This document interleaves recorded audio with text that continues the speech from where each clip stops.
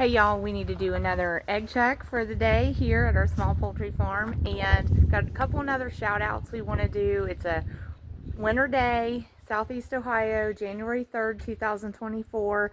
It's like right at 30, but it does feel like 20s, probably drop into teens tonight. There's a level 2 snow advisory, so that has to do with the roads. I want to update you on the gray truck, the gray flatbed truck sitting there, or silver, whatever. But level 2 snow advisory is on, issued by, I guess, our county sheriff's department, and that basically is an advisory that roads could be dangerous, there could be drifting snow, schools wouldn't operate in a level 2, and in general people would be discouraged from unnecessary travel, but people are still out on the road. If y'all followed the channel a little bit, you know that this is actually one of our son's trucks. It had actually been our middle son's truck, and then our youngest son bought it off of him. And this past summer or fall, we had the injector pump go out on it. We'd been using it for some chicken transport, and we had chickens dropped off and delivered at the chicken processor, and coming home from that, mile marker 31 on the interstate, the injector pump went out of this. So it turned out something stuck in the injector pump, and so it was like, you know, full throttle, wide open, and there was no shutting it off. So we finally did get that injector pump. It's let's see, that's a 98 Dodge, so it has the 12 valve Cummins, so 98 right in there. Yeah, I think the 98s is when maybe they changed some things under the hood. For example, maybe went from 12 valve to 24 valve. I know the 99s are 24 valves.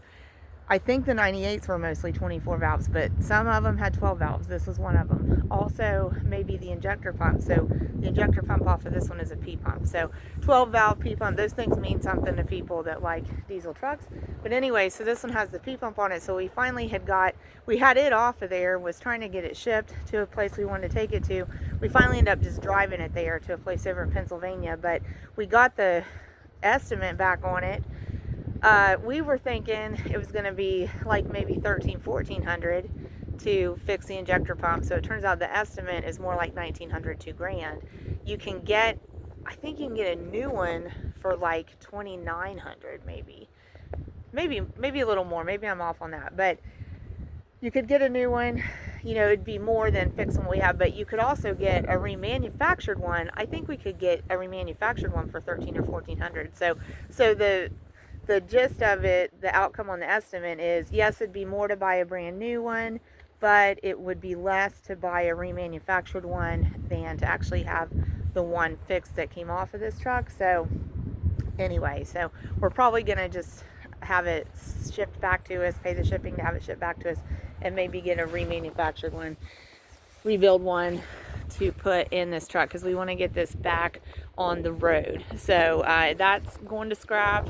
It needed some things pulled off of it. So that's like from a year ago. We had a first gen Dodge that went off-roading and didn't survive off-roading. So that's all that's left of it. The rest of it's been parted out, sold out, and scrapped. That needs to go to scrap. We finished pulling off of it what we can get off of it. This is a first gen, belongs to one of our sons.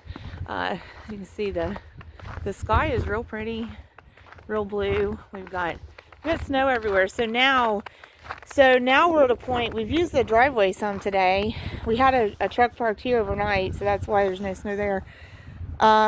This is when the driveway is going to start to get bad, actually, because when it's all covered in snow and you're like the first one that gets to drive on it, you can get a little traction on it.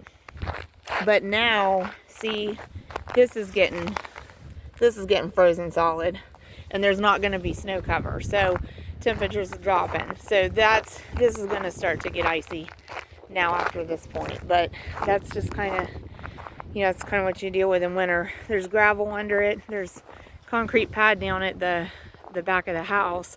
So we probably will try to scrape the snow off the concrete pad at the back of the house. But other than that, you know, you just kind of, you just kind of deal with it and drive carefully and try to avoid the slick spots as best you can. But like the one truck down there that was facing the 98, I think it's a 2-wheel drive, so you know it's there's gonna be some places where it's probably not gonna go. So I'm gonna get this door open going here. We've got a couple of shout outs we want to share, and we want to show you a few of the hens.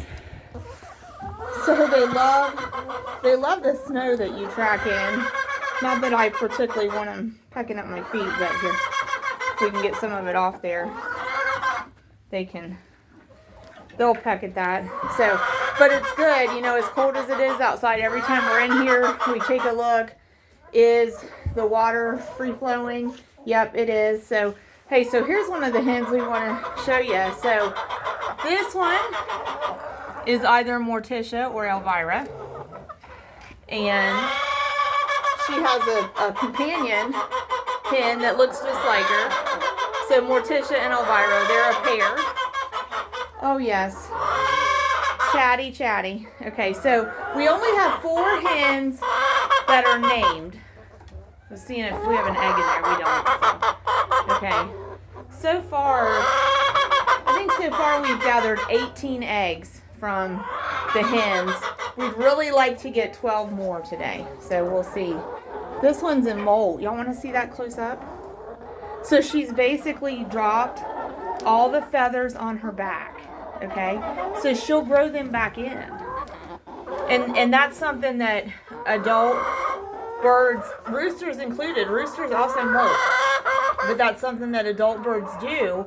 It allows them to drop the old feathers that might have wear and tear on them, and it allows them time to grow in new feathers that will be better insulation for them. If they were flyers, it would aid in their flying ability. Wild birds go through that process too, so it's interesting. So Morticia and Elvira, want to shout out to Tina B in the USA, out west, and so there's one of the gals, and then there's the other all black feathered one. So they're a pair of gals that we've had at least a year, probably going on 2 years, and they're just in our egg production. There they are together in our egg production flock. But shout out to Tina. She helped us name them in 2024. We shared that recently. But you know, I actually said that again in the videos we did this morning, and somehow that footage got separated and deleted, so we didn't get that shout out in there. But wanted to shout out to Tina B for helping us name Morticia and Elvira during 2024, but especially Tina, wanted to shout out to her for thank you. We shared some other shout outs in today's videos as well. And they've been uploaded in separate videos. But Tina is a longtime supporter of the channel, a member, viewer, and subscriber, and gives great feedback on the channel. So we really appreciate her. And it's really neat that a couple of our hens are named by her. So Tina, just many thanks for the interesting feedback you give us. I learn from you, and I appreciate the encouragement you share. So thanks so much. So Morticia and Elvira were named by Tina. There's 3 of our leghorns. We have 4 of them. Maybe one's over in the other pen, perhaps. So the other shout out, we're going to go over to the production red house and see if there's eggs over there too. But the other shout out is for another channel that we want to mention. Also appreciate them watching and commenting on our channel as well, but want to direct you to this channel, Farmer Always. They're based in Canada, and they have a cattle ranch there. And so if you haven't checked out their channel on YouTube, go check it out. Hop on over there, Farmer Always. Farmer Always. Out of Canada, you get to see their cattle ranch operation. And recently, one of the hosts encountered kind of a unexpected, random accident and injury when he was checking on cattle and helping a calf. And we want to shout out to Tanya and Brian there at Farmer Always. Hey, praying for y'all. praying for peace and abundance for your family, praying for recovery and healing for Brian, and just want you to know that you're in our thoughts, and we're thinking of you and hoping for all good outcomes there with everything you've got on your plate. So we're thinking of you. Wanted to let you know that. But I did mention we have 4 hens that are named. So look at them in there. So this one here, let's see, is she the one? Let me double check around me. No, she's not the one. I'm looking for the one, there she is. The one we call Phoebe is right there, the kind of brown and white, real pretty. So we got a chicken chase happening. So I'm not sure why either. I don't see, one might just literally have a piece of the snow that was still here. And that's that block copper Moran chasing her. But Phoebe, we call her the photo bomber. She was named by Debbie at Mother Clucker's Chicken Farm. We did a shout out to her earlier. So check out Mother Clucker's Chicken Farm. While you're there, subscribe. And we have a neat, well, let's finish up the thought with, we have 4 that are named. So Morticia and Elvira, named by Tina. And Phoebe, named by Debbie. And Puffy Cheeks. I'm looking for Puffy Cheeks right here. So Puffy Cheeks is now the oldest hen in our flocks. She's an Americana, and she is a pretty girl. Really like the black and red copper feathering that she has. And the black does take on an iridescent in the sunlight. So she's a real pretty girl. But